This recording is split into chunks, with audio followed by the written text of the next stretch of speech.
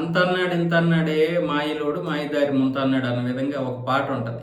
అంటే ప్రపంచమంతా కూడా సముద్రంలో వీదేసి ఇంటి పక్కన ఉన్నటువంటి కాలువలో పడి చనిపోయినటువంటి గజీతగాడి గురించి మాట్లాడుతున్నప్పుడు ఇలాంటివి మాట్లాడుతుంటారు. ప్రపంచంలో మేమే తోపు, మా యొక్క తోపుని ఎవరు ఆపలేరు, మేము తయారు చేసినటువంటి తోపు యుద్ధ విమానం F-35 ఫైటర్ జెట్ ఏ రాడార్ వ్యవస్థకి దొరకదు అన్న విధంగా ఉదరగొట్టేసినటువంటి అమెరికాకి ఇరాన్, ఎటువంటి టెక్నాలజీ లేనటువంటి ఇరాన్ తన IRST ద్వారా పట్టేసింది. ఆ సెన్సార్లు ఈ యొక్క F-35ని ఎలా పసిగట్టాయంటే అది విడుదల చేసినటువంటి వేడిని పట్టేసి లాక్ చేశాయి. క్షిపణి దాడి కూడా జరిగింది అంటున్నారు.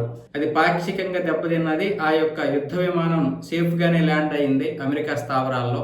ఆ యొక్క పైలట్ కూడా క్షేమంగానే ఉన్నాడు అనుకుంటున్నారు. అంటే ఇరాన్ మాత్రం లాక్ చేసింది. ఈ లాక్ చేయడం వల్ల అమెరికా వాళ్ళు తలలు పట్టుకుంటున్నారు. ఈ రాడార్ వ్యవస్థకి ఎలా దొరికింది, ఈ సెన్సార్ ఎలా దొరికింది, చాలా వ్యవస్థలకు దొరకలేదు కదా.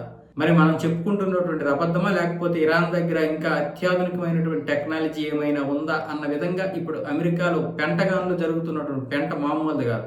మరొక వైపు ప్రపంచ దేశాలన్నీ కూడా దీని గురించి మాట్లాడుకుంటున్నాయి. మనము కొనకపోవడమే మంచిదని. ఎందుకంటే ఎన్నో దేశాలు F-35 కోసం ఒప్పందం చేసుకోవడానికి అమెరికా దగ్గరికి వెళ్ళాయి. భారత్ కూడా ఉంది. 35,000 కోట్ల రూపాయలకి ఒప్పందం జరిగితే ఈ ట్రంప్ వచ్చిన తర్వాత ఆ ఒప్పందం బయటికి వెళ్ళిపోయింది, పక్కకి వెళ్ళిపోయింది. అది మంచి పని అయింది. ఇప్పుడు ప్రపంచ దేశాలు కూడా దీని గురించేనే మనం ఇన్ని రోజులు అది ఇది అనుకుంటున్నాయి. దగ్గర ఇది 900 నుంచి 1100 కోట్ల రూపాయలు ఉంటుంది ఒక్కొక్క విమానం. ఇది చాలా ప్రతిష్టాత్మకమైనటువంటి ప్రాజెక్ట్ గా ఇది అప్పట్లో దీన్ని ఉదరగొట్టేసింది. F-35 గురించి అమెరికా B-2 బాంబర్ల కంటే కూడా ఎక్కువగా చెప్పుకుంది F-35 గురించి. వేరే దేశాలకు ఇస్తే వాళ్ళు వేరే దేశాలతో చేసినటువంటి యుద్ధంలో ఓడిపోతే అప్పుడు ఈ యొక్క ఫైటర్ జెట్ శత్రువు దేశకు దొరికిపోతే వాళ్ళు రివర్స్ ఇంజనీరింగ్ చేస్తారు. అందుకే మేము అమ్మడం లేదని కూడా చెప్పింది చాలా దేశాలకి. ముఖ్యంగా ఏదైనా ఒక దేశానికి అమ్మితే చైనా మళ్ళీ అక్కడి నుంచి దాన్ని లాగేసి ఈ రివర్స్ ఇంజనీరింగ్ చేస్తాయేమో చైనా కానీ రష్యా కానీ అని భయపడ్డది కూడా.